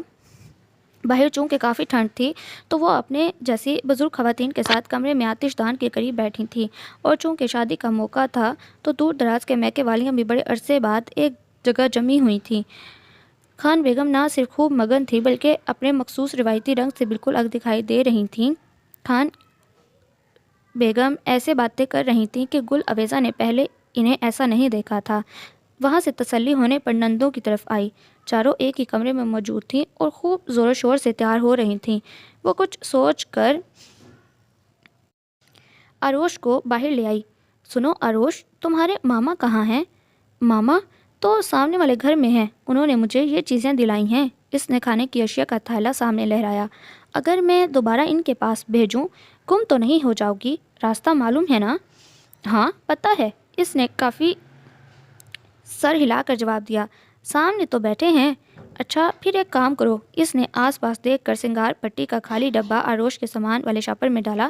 یہ ڈبہ جا کر ماما کو دے آؤ، بولو دلہن مامی نے دیا ہے، چلو جلدی شاباش۔ وہ اسی لیے دروازے تک آئی۔ ڈبہ اگرچہ خالی تھا لیکن اسے پورا یقین تھا کہ اسجد اس کا پیغام آسانی سے سمجھ جائے گا۔ وہ خود اب دیوڑی کے آس پاس ہی منڈلا رہی تھی۔ گل عویزہ کے ذہن میں یہ خیال آیا کہ وہ آروش کے لیے دروازے پر آئے گا تو وہ چونکہ سامنے ہی کھڑی تھی تو مکمل تیاری بھی دیکھ لے گا۔ اس کے علاوہ اپنا آپ اسے دکھانے کا کوئی چانس نہیں تھا، کیونکہ بارات کے ساتھ تو ان سب نے باقاعدہ برقع چادریں اوڑھ کر جانا تھا۔ تیاری کیا خاک دکھا پاتی؟ وہ آس پاس دیکھ کر ایک مرتبہ پھر دیوڑی میں آئی، لیکن بجائے اسجد کے ایک 15-16 سالہ لڑکا آروش کو لیے اس کے پاس آیا۔ بھابھی آپ یہ ادھر دائیں طرف والے نیلے دروازے کے اندر چلی جائیں۔ جی؟ وہ حیرت سے اسے دیکھنے لگی۔ پتہ نہیں کون تھا اور کیسا پیغام تھا۔ یہ بیٹھک ہے بھابھی، آپ ادھر سے اندر چلی جائیں، وہاں اور کوئی نہیں ہے۔ وہ جھجک کر کہتا ہوا واپس لوٹ گیا اور گل عویزہ حیران سے اس نیلے دروازے کے پاس آئی۔ ہلکا سا دھکا دیا تو دروازہ کھل گیا۔ اندر واقعی کوئی نہیں تھا۔ وہ پریشان سی کھڑی تھی جب دوسرے دروازے سے اسجد مسکراتا ہوا اندر داخل ہوا اور چٹکنیں چڑھا دی۔ گل عویزہ نے گھبرا کر دل پر ہاتھ رکھا۔ اپنی فضول پلاننگ پر جی بھر کر شرم آئی۔ خان اصل میں چپ۔ اس سے آگے بڑھ کر گل عویزہ کے لفوں پر انگلی رکھی اور پیچھے دوسرے دروازے کی کنڈی بھی لگا دی۔ گل عویزہ اس کے ایک بازو کے گھیرے مر تھی۔ دوسرے جانب سے تسلی ہو جانے پر اس نے عویزہ کو سامنے کھڑا کر کے اس کے دونوں ہاتھ اپنے ہاتھوں میں لیے۔ تو میری دلہن میرے لیے تیار ہوئی ہے؟ وہ بےتابی سے اس کی تیاری کو دیکھ رہا تھا۔ آپ نے اتنا خوبصورت تحفہ دیا، میں نے سوچا کم از کم ایک نظر۔ وہ شرم کے مارے بس اتنا کہہ پائی۔ ایک نظر کیوں؟ اسجد نے اس کا چہرہ اونچا کیا۔ اسجد عالم اپنی جان کو جی بھر کر دیکھے گا، ویسے بھی جانے من نے آج خود بلایا ہے، پہلی مرتبہ۔ وہ بہت رومانٹک ہو رہا تھا، نہ جگہ کا خیال نہ لوگوں کی پرواہ، سچ میں دیوانہ تھا۔ جانے دیں خان، اگر کسی کو پتہ چل گیا تو۔ وہ صحیح معنوں میں خوف محسوس کر رہی تھی، لیکن اسجد مسکراتے ہوئے بھرپور دلچسپی سے اسے تک رہا تھا۔ سچ کہو گلاوی، تمہارے چہرے پر تو زیور کی بھی شان بڑھ جاتی ہے۔ یہ سنگھار پٹی میرے اندازے سے کہیں زیادہ جچ رہی ہے تم پر۔ ایک منٹ، اس نے فوراً موبائل سامنے نکال کر اس کا کلوز اپ لیا۔ بیوٹیفل، وہ ستائش کے انداز میں تصویر کو دیکھنے لگا۔ لیکن خان، یہ تو، اس نے گھبرا کر موبائل کی طرف اشارہ کیا۔ اسد کو بے ساختہ ہنسی آئی۔ اس کی پریشانی کی وجہ فوراً ہی سمجھ گیا۔ آج کل تو گرل فرینڈس کی تصویر دیتے ایسے نہیں گھبراتی۔ ڈونٹ وری بیگم صاحبہ۔ اس نے حسب عادت گل اویزہ کا گال اپنی انگلی سے چھوا۔ مسز کی تصویر اپنے پاس رکھنا اگر میرا حق ہے تو اس کی حفاظت کرنا میری ذمہ داری۔ او ہاں، بیگم صاحب کے نام پر اسے کچھ یاد آیا۔ بٹوے سے کچھ بڑے نوٹ نکال کر اس نے گل اویزہ کی ہتھیلی پر رکھے۔ یہ میری دلہن کی منہ دکھائی۔ میں جاؤں؟ وہ ٹھیک سے خوش بھی نہیں ہو پا رہی تھی، اگرچہ منصوبہ توقع سے کچھ زیادہ ہی کامیاب ہو گیا تھا۔ ٹھیک ہے، اب کیا کہتا کہ نہ چاہتے ہوئے بھی اجازت تو دینی تھی۔ آہستہ آہستہ الٹے قدموں پیچھے ہٹتی وہ کچھ سوچ کر رکا اور دوبارہ اس کے قریب آیا۔ دونوں ہاتھ کندھوں پر جما کر سنجیدگی سے گل اویزہ کی آنکھوں میں دیکھا۔ وعدہ یاد رکھنا، گھر پہنچتے ہی اگلے پروگرام سے آگاہ کرنا، میں انتظار کروں گا۔ اور ہاں، خود سے مجھے اپنے پاس بلانے کے لیے تھینکس، وہ مسکرا کر کہتے پلٹ گیا۔ اف، اس کے جاتے ہی گل اویزہ نے ایک ڈھیلی سانس خارج کی۔ خان، اگر رسکی ہے تو اس کی بیگم بھی کچھ کم نہیں۔ وہ ہنس کر باہر نکل آئی۔ باراتیوں میں روانگی کی ہلچل نظر آنے لگی۔ وہ دل ہی دل میں شکر پڑتی کمرے میں گھس گئی کہ کسی کو اس عجیب و غریب ملاقات کی بھنک تک نہیں پڑی تھی۔ کیا بات ہے بھائی، وہ شبان احمد کی بیٹی تو گاؤں واپس لوٹ آئی؟ ولی بخش کی آواز میں واضح طنز چھپا تھا۔ واپس تو جانا ہی تھا، حیران کیوں ہو؟ بلاور خامخواہ ہنسا۔ پر وہ بدلہ؟ ولی بخش اس کے اطمینان پر گڑبڑا گیا۔ بدلہ بھی لے لیں گے، سنا نہیں تم نے؟ جلدی کا کام شیطان کا ہوتا ہے۔ اسے بھی آج بات بے بات ہی ہنسی آ رہی تھی۔ ولی بخش نے کان کی لو کھجائی۔ خیر، میں تو خان کا پیغام دینے کے لیے فون کیا ہے۔ وہ بہت غصے میں ہے بلاور، کہتا ہے اس بار اگر کوئی اس کے مشن کے آڑے آیا تو بھاڑ میں گئی ساری مصلحتیں۔ اب تم سمجھ سکتے ہو اس کی گہرائی۔ ولی بخش نے گویا کچھ جتایا۔ مجھے کیا سمجھتے ہو؟ بلاور کی کشادہ پیشانی شکن آلود ہوئی، سفید رنگت بھی سرخ پڑنے لگی۔ تڑیاں دینے والا لہجہ اسے کبھی ہضم نہیں ہوتا تھا۔ تمہارا خان ہمیشہ تو اپنے دام میں پھنس جاتا ہے۔ اسے کہو دوسروں سے امید بعد میں لگانا، پہلے اپنے اندر ایمانداری پیدا کرو۔ بلاور نے مضحکہ اڑایا۔ ولی بخش خاموشی سے سننے پر مجبور تھا۔ لومڑے کی فطرت رکھنے والے یوں بھی جذباتی رد عمل ذرا کم ہی ظاہر کرتے ہیں۔ مطلب نکلوانے اور نفع نقصان کے چکر میں بے غیرتی کی حد تک بہت کچھ سہ جاتے ہیں۔ یاد رکھو ولی بخش، بلاور نے اپنی بات جاری رکھی، دوستی ہو یا دشمنی، وفاداری ہو یا غداری، آدھی ادھوری ہو تو زیادہ نہیں چلتی۔ مجھ سے گٹھ جوڑ کر کے اگر تمہارا خاندان آدھا سچ اپنے تک رکھے گا تو لکھ لے گا کہ ناکامی اس بار بھی اس کا مقدر بنے گی۔ اور بلاور خان کے کندھے پر رکھ کر بندوق چلانے والے کی بندوق ویسے بھی چلتی نہیں ہے۔ آگے اس کی منزل۔ بلاور ہرگز کسی دباؤ کا شکار نظر نہیں آ رہا تھا۔ ولی بخش نے سوچنے کے لیے کچھ وقت لیا۔ اس بار وہ جو منصوبہ بنائے بیٹھا ہے بنا تمہاری مدد کے پورا ہونا ناممکن ہے۔ بلاور کو تجسس سے زیادہ خطرے کی بو آنے لگی۔ ایسا کیا سوچ کر بیٹھا ہے؟ پہلے تم بتاؤ، اس گل اویزہ کے بارے میں کیا سوچتے ہو؟ سوچنا کیا ہے، 3 مرتبہ دھوکہ کھا بیٹھا ہوں۔ بلاور خان کو ایک مرتبہ دھوکہ دینے والا کوئی پیدا نہیں ہوا۔ 3 بار کا زخم تو ناقابل معافی ہے، باقی بدلے کی پہلی اینٹ تو میں رکھ چکا ہوں۔ بھلے سے وہ مہارانی واپس لوٹ گئی، لیکن اسے تم یوں ہی مت دیکھنا، بڑی تیز چیز ہے، کچھ نہ کچھ طے کر کے گئی ہوگی۔ حساب کتاب کے کھیل میں خان بیگم کو بھی مات دینے والوں میں سے ہے۔ تو کیا وہ اسجد خان سے بدلہ لینے والی ہے؟ ولی بخش نے اندازہ لگایا۔ اسجد خان کے کھاتے میں قصور اتنے ہیں میرے بھائی کہ بدلہ لینے والوں کی کتار لگی ہے۔ بلاور نے ایک شرارتی کہکا لگایا۔ اس بار تمہارا خان مار کھائے گا۔ اس کی آدھی ادھوری منصوبہ بندی سے اسجد بچ بھی گیا تو پیچھے کھڑی کتار سے بچ نہیں پائے گا۔ ویسے جہاں تک میرا خیال ہے تو وہ ناگن ہی کافی ہے اسے ڈسنے کے لیے، جسے اسجد خان اپنی آستین میں پال رہا ہے۔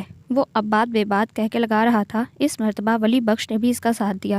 یہ بھی تمہاری مہربانی ہے، تم نے ہی باندھی تھی ناگن اس کے پلے، بس تو پھر دیکھتے جاؤ کہ یہ مہارانی کیا گل کھلاتی ہے۔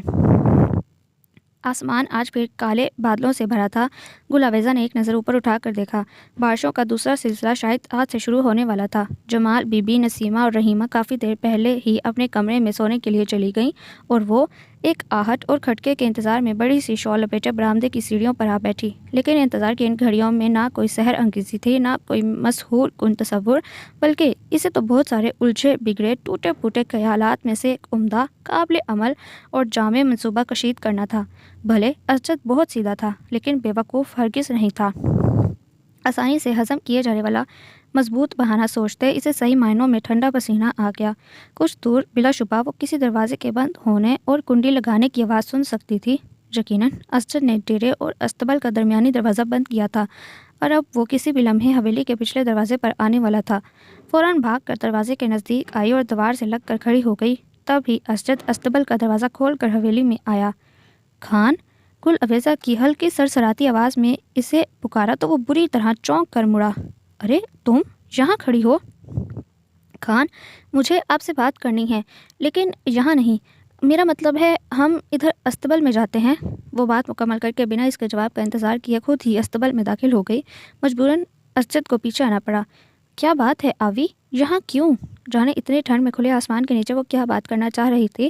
اسجد تو اس کے کمرے میں جانے کے نرم گرم خیالات لیے حویلی میں داخل ہوا تھا، لیکن گل عویزہ نے بنا اس کی حیرت کی پرواہ کیے دروازے کی کنڈی بھی لگا دی۔ یعنی اب وہ دونوں استبل کے کھلے صحن میں کھڑے تھے۔ ہوا کیا ہے یار؟ اسجد نے اضطراری کیفیت میں اس کا بازو تھاما۔ وہ بھی اب اس پر اسراریت کے زیر اثر سرگوشی کے انداز میں بولنے لگا۔ خان! وہاں چھپر کے نیچے چلتے ہیں، یہاں واقعی بہت ٹھنڈ ہے۔ وہ اس کا ہاتھ پکڑے چھپر کے نیچے آ گئی۔ لکڑی کے سانچے پر تیار کیا گیا یہ استبل کافی مضبوط اور کشادہ تھا۔ بڑی چھت کے ایک کونے میں لکڑی کی مدد سے مزید چھوٹے کیبن نما کمرے بنے تھے، سردی سے بچنے کے لیے جو گھوڑوں کی یقیناً ایک پرسکون جائے پناہ تھے۔ دوسرے کونے میں بھوسے کے دو بڑے ڈھیر تھے، ایک طرف بانس کی سیڑھی، کچھ ڈول اور چارہ وغیرہ اٹھانے کے لیے لکڑی کے چند بیلچے۔ وہ اسے لیے بھوسے کے نزدیک آ گئی۔ تمہارے کمرے میں کوئی ہے کیا؟ اسجد کو پہلا خیال یہی گزرا کہ گل عویزہ کی گھبراہٹ کچھ ایسا تاثر دے رہی تھی۔ ہے تو نہیں، لیکن آپ یہی سمجھیں۔ گل عویزہ کو بات شروع کرنے کا جواز مل گیا۔ وہ اب اس کے سامنے کھڑی اس کی سیاہ بولتی پرشوق آنکھوں میں دیکھ رہی تھی۔ اصل میں خان، میں آپ سے یہ کہنا چاہتی تھی کہ میرے کمرے میں ہم نہیں مل سکتے، کیونکہ اکثر رات کو کسی بھی وقت خان بیگم یا زرمین باجی یہاں کا چکر لگا لیتی ہیں۔ اس نے کافی روانی سے جھوٹ بولا، حالانکہ اس طرف کسی نے جھانک کر نہیں دیکھا تھا۔ تو ہم جہاں استبل میں ملیں گے؟ حیرت سے اسجد کی آواز اونچی ہو گئی۔ گل عویزہ نے بے ساختہ اپنا ہاتھ اس کے منہ پر رکھا۔ آہستہ خان! وہ جھنجھلائی۔ اسجد کا غصہ، حیرت سب ہی پل میں کافور ہو گئے۔ بے اختیار کمر میں ہاتھ ڈال کر اسے قریب کیا۔ نزدیک ٹھہرو گی تب ہی تو آہستہ بولوں گا نا۔ اب بولو، کیا کہہ رہی تھی؟ وہ انتہائی غیر سنجیدگی سے مسکرا رہا تھا۔ گل عویزہ نے خیالوں میں اپنا ماتھا پیٹا۔ یہی کہ ہم وہاں نہیں ملیں گے۔ میں نہیں چاہتی کہ آپ کو وہاں سے نکلتے یا داخل ہوتے کوئی دیکھ لے۔ اسجد کی قربت میں اسے سخت شرم آ رہی تھی۔ تو پھر میرا امتحان لینا ہے بیگم صاحبہ کو؟ اس نے ابرو اٹھا کر مصنوعی خفگی سے گورا۔ گل عویزہ نے ہلکی مسکراہٹ کے ساتھ قدرے شرارت سے اس کی آنکھوں میں دیکھا۔ اچھا تو پھر یہ چلا میں سب کو بتانے۔ وہ سچ مچ تھوڑا دور ہوا۔ نہ خان! وہ گھبرا کر اس کے شانے سے لگی۔ میری توبہ! بس یہ نہیں کرنا۔ تو پھر کیا کروں میری جان؟ تم ہی بتاؤ۔ وہ اس کے بالوں میں نرمی سے انگلیاں چلا رہا تھا۔ اگر آپ کہیں تو میں اسی راستے سے کبھی کبھار خود ڈیرے پر آ جایا کروں گی۔ گل عویزہ نے بہت ہمت کر کے بالآخر اپنے مقصد تک رسائی حاصل کی۔ اسجد ایک دم خاموش ہوا، بالوں میں چلتا ہاتھ رک گیا۔ گل عویزہ سانس روکے اس کے سینے سے لگی جواب کی منتظر تھی۔ کبھی کبھار کیوں؟ روزانہ کیوں نہیں؟ اسجد نے کچھ دیر بعد بڑے ہی ہلکے پھلکے انداز میں سوال کیا تو گل عویزہ نے ایک سکون بھرا سانس چھوڑ کر پلکیں بند کیں۔ پہلی کامیابی! اور آج؟ اسجد نے کسی امید پر تھوڑی اونچی کر کے اس کی آنکھوں میں دیکھا۔ گل عویزہ نے شرما کر نفی میں سر ہلائی۔ یہ کیا بات ہوئی؟ اسجد نے اس کی کلائی پر دباؤ بڑھایا۔ ابھی جانے دے خان، لگتا ہے بارش ہونے والی ہے۔ دور سے کبھی کبھار بجلی کی چمک کے ساتھ بادلوں کی گھن گرج جاری تھی۔ اچھا ہے نا، تیز بارش ہو جائے تو دونوں یہیں رکنے پر مجبور ہو جائیں گے۔ اس کا شوخ موڈ عروج پر تھا۔ دیکھو یہاں کا ماحول تو پیار کرنے والوں کے لیے اس سے زیادہ رومانٹک جگہ اور کیا ہوگی۔ آؤ نا کچھ دیر بیٹھتے ہیں۔ اسجد نے بازو کے گھیرے میں لے کر اسے اپنی طرف موڑا اور تب ہی بارش شروع ہو گئی۔ بے ساختہ اس کا دھیان بٹا اور گل اویزا نے موقع سے فائدہ اٹھاتے اپنا آپ چھڑایا۔ جب تک اسجد سنبھلتا وہ کھلکھلاتے ہوئے درمیانی دروازے سے بھاگ گئی، لیکن اندر داخل ہونے سے پہلے ایک بار مڑ کر دیکھا۔ کل ٹھیک اسی وقت آؤں گی، اور ہاتھ ہلا کر اندر چلی گئی۔ اسجد نے ہنس کر ہار مانی کہ یہ بھی محبوب کی ایک ادا تھی۔ خان آج ڈیرے پر سوئیں گے؟ وہ لیپ ٹاپ پر جھکا ہوا تھا جب بابر اندر داخل ہوا۔ اسجد نے چونک کر گھڑی دیکھی۔ گل اویزا کے آنے میں ابھی 1 گھنٹہ تھا۔ نہیں، میں گھر جاؤں گا، لیکن ذرا دیر سے۔ اور وہ ذرا دیر کو رکا۔ ڈیرا آج بند رہے گا، بلکہ میں خود بند کر کے اندر کی طرف چلا جاؤں گا۔ تم یوں کرو، جو اپنے گھر جانا چاہتا ہے اسے بھیج دو، اور جو یہاں ہے ان سب کو گودام کی طرف بھیج دو۔ دیکھ لینا کتنے بندے رکیں گے۔ جی خان۔ بابر نے ہدایت پر غور کیا۔ رستم اپنے گھر جانے کا کہہ رہا تھا، باقی حاضر ہیں، جان، داؤد اور میں گودام کی طرف جاتے ہیں۔ یہ چابیاں آپ رکھ لیں۔ وہ ایک گچھا اس کی طرف بڑھا کر باہر نکل گیا۔ اسجد نے کرسی کی پشت سے ٹیک لگا کر بازو سیدھے کیے۔ مسلسل ایک ہی پوزیشن میں کمپیوٹر پر کام کرتے کندھوں میں کھچاؤ کی کیفیت پیدا ہو گئی تھی۔ اس نے ہاتھ بڑھا کر لیپ ٹاپ آف کیا اور مسکرا کر کچھ سوچتے نچلا لب دانتوں میں دبایا۔ وہ نشاتے جہاں ابھی کچھ دیر میں خود اس کے پاس آنے والی تھی۔ اسجد نے خیال کے آتے ہی چابیاں اٹھائیں اور شال لپیٹ کر باہر آ گیا۔ سب سے پہلے بڑے گیٹ کو اندر سے لاک کیا، پھر ڈیرے کے سب ہی کمروں کی لاک وغیرہ کی تسلی کرتا واپس برآمدے میں آیا۔ چابیاں رکھ کر دوسری سمت آیا اور بالترتیب استبل اور حویلی کے دونوں درمیانی دروازے بھی کھول دیے، تاکہ گل اویزا بنا کسی مشکل کے سیدھی ڈیرے پر آ جائے۔ واپس کمرے میں آیا تو موبائل پر فراز کے 2 پیغام آئے ہوئے تھے۔ وہ اسے آن لائن ہونے کو کہہ رہا تھا۔ اسجد نے گھڑی پر وقت دیکھا۔ 8 پون گھنٹہ ابھی بھی تھا اس کے پاس۔ اس نے دوبارہ لیپ ٹاپ آن کر لیا۔ کمرے میں ہلکا نیلا نائٹ بلب جل رہا تھا۔ کچھ روشنی کھڑکی سے آ رہی تھی، کیونکہ گیٹ کا پیلا بلب اس نے جلتے رہنے دیا۔ جانے بات چیت میں کتنا وقت گزر گیا، اسے اچانک ہی خیال آیا۔ ٹائم تو 11:15 سے اوپر ہو گیا تھا۔ جانے گل اویزا اب تک کیوں نہیں آئی تھی؟ وہ قدرے تشویش سے باہر نکلا۔ استبل کا دروازہ داہنی طرف تھا۔ وہ کمرے سے نکل کر دائیں طرف مڑا، پھر ٹھٹک کر رکا۔ برآمدے کے بائیں جانب کسی کے ہونے کے احساس نے اس کے قدم روکے تھے۔ جانے آنکھ کا دھوکا تھا، وہم، یا واقعی کوئی وجود؟ فوراً پلٹا۔ 2 ستون چھوڑ کر تیسرے کے قریب کوئی تھا۔ کون ہے؟ وہ بے خوفی سے آگے بڑھا۔ تب ہی ستون کے پیچھے ایک نارنجی آنچل لہرایا۔ وہاں کوئی لڑکی کھڑی تھی، اس کی طرف پیٹ کیے۔ وہ مسکراتا ہوا آگے بڑھا۔ یقیناً گل اویزا اسے تنگ کر رہی تھی، لیکن مدھم روشنی میں آگے بڑھتے وہ ایک دم ٹھٹکا۔ وہ گل اویزا کیسے ہو سکتی تھی؟ پیٹ موڑ کر کھڑی اس لڑکی نے باریک اورنج دوپٹہ صرف گلے میں لیا ہوا تھا۔ اس کا لمبا بل کھاتا پراندہ کمر تک آ رہا تھا۔ وہ جدید طرز کی نہایت چست قمیض پہنے ہوئے تھی، ایک کان میں جھولتی بالی اور چہرے کے نقوش کو تقریباً وہ چھپاتی وہ ایک لمبی لٹ۔ صنوبر؟ اسجد کے لبوں سے بے ساختہ پھسلا۔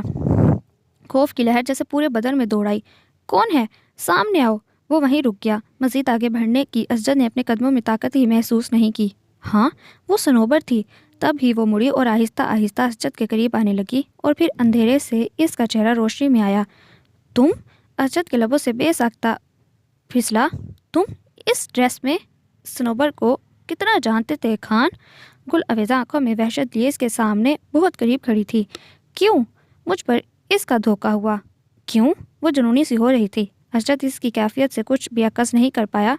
وہ یہاں آتی تھی خان، آپ سے ملنے، ڈیرے پر؟ بولیں خان، جواب دیں۔ وہ اس کے گریبان میں ہاتھ ڈالے پاگلوں کی طرح سوال کر رہی تھی۔ پہلے تم مجھے بتاؤ، تم اس کے حلیے میں یہاں کیوں آئی ہو؟ کیا جاننا چاہتی ہو؟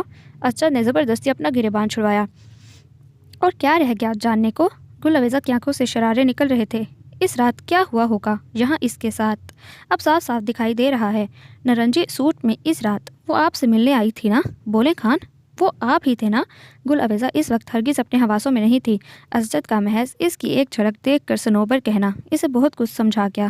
ہاں ہاں، وہ میں ہی تھا جس سے وہ ملنے رات کو آئی تھی، میں تھا وہ۔ اسجد نے آگے بڑھ کر اس کی کلائی کو سختی سے اپنی گرفت میں لیا۔ لیکن میں تم سے پوچھتا ہوں، تم یہاں یہ سب جاننے کیوں آئی ہو؟ کیوں آئی ہو؟ وہ پوری شدت سے چلائی۔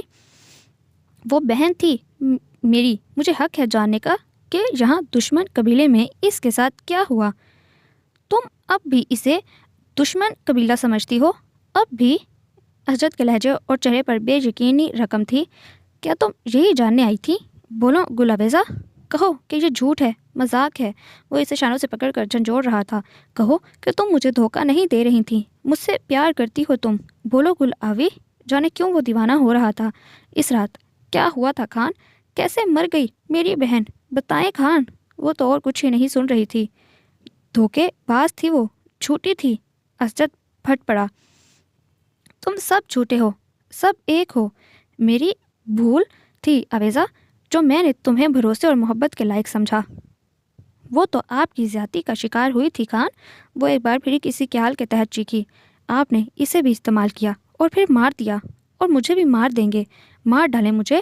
وہ بنا سوچے سمجھے بولے جا رہی تھی۔ مت کرو مجھ سے اور سوال۔ اسجد نے زبردستی سے پیچھے دھکیلا۔ چلی جاؤ یہاں سے۔ وہ اپنی جلتی پیشانی کو ہاتھ سے مسلتا خود ہی کمرے میں چلا گیا، جیسے قرار چاہتا ہو۔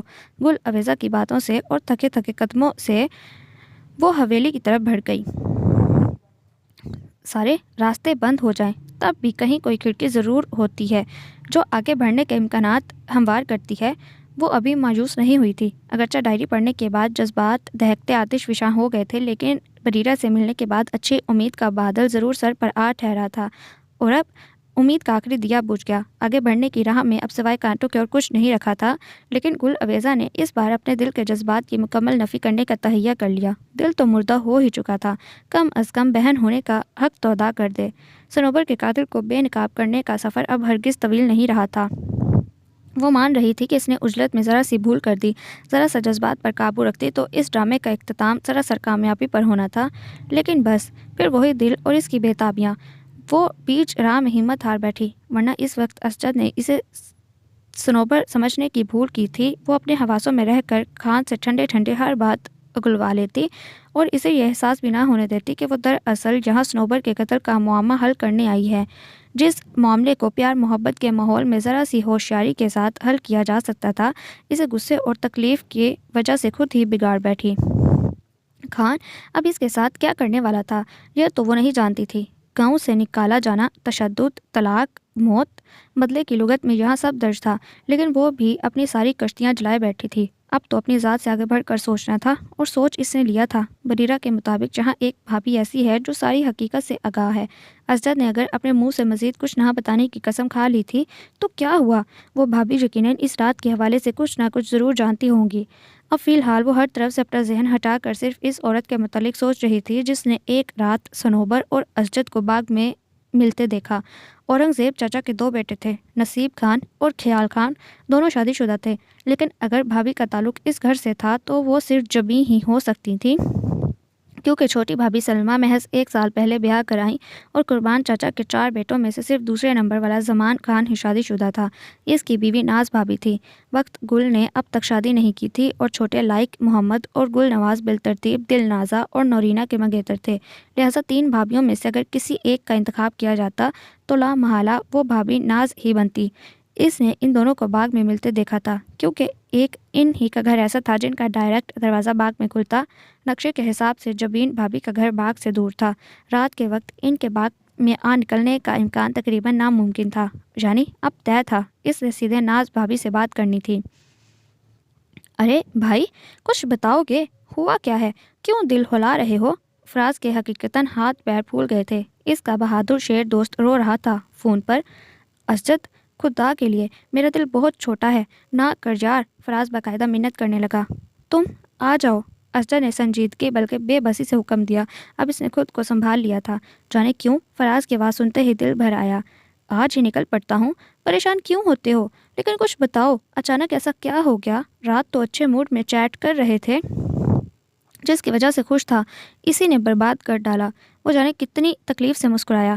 کیا وہ میسج والی؟ فراز چونکا۔ کیا وہ دوبارہ ملی تھی؟ پر تم نے بتایا نہیں۔ فراز کے حساب سے تو بس وہیں شادی میں اس نے ایک حسینہ کو دیکھا جو اس کی مدد کرنے آئی تھی۔ دوبارہ اسجد نے اس کے حوالے سے کوئی بات نہیں بتائی، اور آج اچانک اس کا دوست اتنا ٹوٹا بکھرا ہوا سا تھا۔ فراز کو اپنے سارے کام مصروفیت پل میں بھول گئے۔ یاد رہا تو بس جلد از جلد اس تک پہنچنا اور اسے تسلی دینا۔ دل سے بے ساختہ دعا نکلی کہ کاش معاملہ زیادہ سنجیدہ نوعیت کا نہ ہو۔ خان کا پیغام ہے بلاور؟ صرف پیغام یا کوئی سودے بازی؟ بلاور نے ابرو کھینچ کر کہا۔ سودے بازی کہہ لو، زیادہ بہتر رہے گا۔ ولی بخش سنجیدہ ہی رہا۔ فائدہ البتہ 50-50 کا ہے۔ بولو، میں دیکھ لیتا ہوں۔ بلاور بھی اناڑی نہیں تھا اس کھیل میں۔ اسجد عالم کا سر اور بدلے میں بریختہ اس کی بہن۔ ولی بخش کی دو ٹوک سودے بازی نے بلاور کو لہجے کے لیے ہلا ڈالا۔ دیکھو ولی، مذاق کسی اور وقت، میں نے پہلے ہی کہہ دیا تھا، اس مرتبہ سودا ہوگا پورے سچ کے ساتھ۔ مجھ سے ہیرا پھیری نہ ہی کرو تو بہتر ہے۔ 16 آنے سچ ہے بھائی، ولی بخش جھنجھلایا۔ تال برابر بھی جھوٹ نکلے تو پہلے میرا سر قلم کرنا۔ 1 منٹ مڑے، بلاور کی کنفیوژن بھی عروج پر تھی۔ سودے بازی کا مطلب بھی سمجھتا ہے؟ مجھے کیا الو سمجھ رکھا ہے؟ جان بھی اسجد کھانا کی جائے گی اور بہن بھی اسی کی بنی ہوگی، ایسا کس کتاب میں لکھا ہے؟ بلاور کے دماغ کا میٹر بری طرح گھوم گیا۔ تم ایک بار آرام سے سن لو، کیوں بھاگتی ٹرین میں سوار ہو رہے ہو؟ سنو اب۔ ولی کا انداز اچانک سرگوشی بھرا ہو گیا۔ ہم تمہیں اسجد کے شہر جانے کی اطلاع دیں گے، تم چھپ کر اس کا کام تباہ کر دینا۔ ہم اگلے 2 دنوں میں بدلے کے طور پر تمہاری طرف کا کوئی آدمی مار دیں گے۔ بس پھر جیسے ہی تمہاری باری آئے، سر کے بجائے ونی میں اسجد کی بہن مانگ لینا۔ زیادہ سے زیادہ 2-3 مہینے انتظار کرنا پڑے گا۔ اب بول۔ ولی بخش نے بے رحمی کی حد کر دی۔ بلاور کی موٹی عقل نے پلان قبول کر لیا۔ ویسے بھی اس بار اگلی پارٹی کی طرف سے دھوکے کا امکان بہت کم تھا۔ 2 سال پرانی چوٹ دونوں ہی اب تک نہیں بھولے تھے۔ تو پھر سودا پکا۔ ولی بخش کو حامی بھجوانے کی جلدی تھی۔ کچھ وقت کا اندازہ ہے؟ کب تک؟ بس اگلی ہی بار جب بھی اسجد کسی شہر جائے تم اپنی طرف سے تیار رہو۔ کیا پتا کل ہی؟ ٹھیک ہے، بلاور نے پرسوچ ہنکارا بھرا۔ خان بیگم، میں نے سب کی طرف حلوہ بانٹ دیا ہے، ابھی بس زمان لالا کی طرف جانا ہے۔ نصیبہ نے تمہید باندھی۔ وہ میں بھابھی کو لے جاؤں؟ ہیں؟ کیوں؟ خان بیگم نے تیوری چڑھائی تو نصیبہ نے گھبرا کر تھوک نکلا۔ وہ اس روز دلشادے چاچی اور ناز بھابھی آپس میں کہہ رہی تھیں کہ خان بیگم اپنی بہو کو کہیں نہیں بھیجتی ہیں۔ میں نے سوچا تھوڑی دیر کے لیے بھابھی بھی ہو آتی تو۔ ٹھیک ہے، خان بیگم نے بیچ میں ہی ٹوکا، لیکن نوری بانوں میں سے کسی کو ساتھ لیتی جاؤ، اور دیکھ جلدی آنا۔ خان بیگم، وہ اتنی جلدی کام ہو جانے پر تیزی سے پلٹی۔ گل عویزہ کو بتایا اور اس نے فوراً شال اوڑھی۔ کچھ دیر پہلے ہی اس نے نسیمہ کے کان میں بات ڈالی تھی کہ گھر بیٹھے اداس ہو گئی ہوں، ذرا ناز بھابھی تک چلیں، لیکن خان بیگم نے سے میرا نام مت لینا، اور وہ بیچاری فوراً باتوں میں آ گئی۔ نورینہ کو خان بیگم کے حکم پر ساتھ لے جانا پڑا، لیکن وہ اور نسیمہ حسب عادت اسے چھوڑ کر باغ کے حصے میں نکل آئیں۔ دلشادے چاچی کی طبیعت کچھ خراب تھی، وہ آرام کر رہی تھیں۔ گل عویزہ نے شکر پڑا، بھلا اس سے اچھا موقع اور کیا ہو سکتا تھا۔ وہ ذہن میں جملے ترتیب دے رہی تھی جب ناز بھابھی کمرے میں چائے لے کر داخل ہوئیں۔ تم تو بالکل بھی کہیں آتی جاتی نہیں، حالانکہ ہم تو اکثر ہی سپہر کے وقت ایک دوسرے کے گھر ہو آتے ہیں۔ چائے کا کپ گل عویزہ کے ہاتھ میں دیکھ کر وہ خود بھی پلنگ پر اس کے قریب بیٹھ گئیں۔ میں بس کچھ سوچ کر رک جاتی ہوں، اس نے گویا کارروائی کا آغاز کیا۔ کیا سوچ کر؟ سیدھی سی ناز بھابھی قدرے حیران ہوئیں۔ دراصل ہم دوسرے قبیلے والے ہیں نا، مجھے نہیں پتا کہ یہاں نور زادہ چاچی میرے یا صنوبر کے بارے میں کیا رائے پائی جاتی ہے۔ صنوبر؟ ناز بھابھی بے طرح چونکی۔ یہاں اس کا نام ایسے سہولت سے کہاں لیا جاتا تھا، پھر اس کی حیثیت بھی یہاں نور زادہ چاچی اور گل عویزہ والی نہیں تھی۔ لیکن وہ چپ رہیں۔ اب ٹھیک سوچ رہی ہیں بھابھی، صنوبر کا نام لینا یہاں کچھ مناسب نہیں، لیکن میرا خیال ہے ہمارے گاؤں کی عورتوں کے بارے میں جو عام رائے یہاں پائی جاتی ہوگی، صنوبر والے واقعے کے بعد اس میں کافی تبدیلی آئی ہوگی۔ اب حالانکہ ہمارے ہاں تو میری بہن کو مظلوم سمجھا جاتا ہے، لیکن یہاں میں نے کچھ اور دیکھا ہے۔ وہ سنجیدگی سے موضوع کو آگے بڑھانے لگی۔ لیکن یہاں تو اس کے موضوع پر بولتا ہی کوئی نہیں۔ وہ از حد حیران تھیں۔ تو ایسا کیوں ہے بھابھی؟ کس غیر معمولی واقعے پر بات نہ کرنے کی وجہ آخر ہے کیا؟ یہاں کا رواج سمجھ لو، جہاں ایسی باتیں بس بڑے بزرگوں کی محفلوں میں زیر بحث لائی جاتی ہیں یا حجروں میں کی جاتی ہیں۔ لیکن بھابھی، حجروں اور جرگوں میں بھی اس کی موت آج تک ایک معمہ ہی ہے، ایسا کیوں؟ وہ پیچھا چھوڑنے کو ہرگز تیار نہ تھی۔ شاید کسی کو آج تک سراغ نہیں ملا، انہوں نے اندازہ لگایا، اور جنہیں سراغ ملا وہ کبھی بولنے کو تیار نہیں ہوئے۔ بہت فوری حملہ تھا۔ ناز نے بے تحاشا چونک کر گل عویزہ کی آنکھوں میں دیکھا اور وہ ہلکا سا مسکرا دی۔ میں نے اس بات کا کبھی ذکر کسی سے نہیں کیا بھابھی، آج پہلی مرتبہ آپ کے سامنے اقرار کر رہی ہوں۔ دراصل مجھے صنوبر نے خود ایک مرتبہ بتایا تھا، بلکہ قتل ہونے سے پہلے آخری مرتبہ جب وہ ہم سے ملنے آئی تھی، تب ہی اس نے مجھے بتایا تھا کہ ناز بھابھی نے مجھے اور خان کو باغ میں ملتے دیکھ لیا۔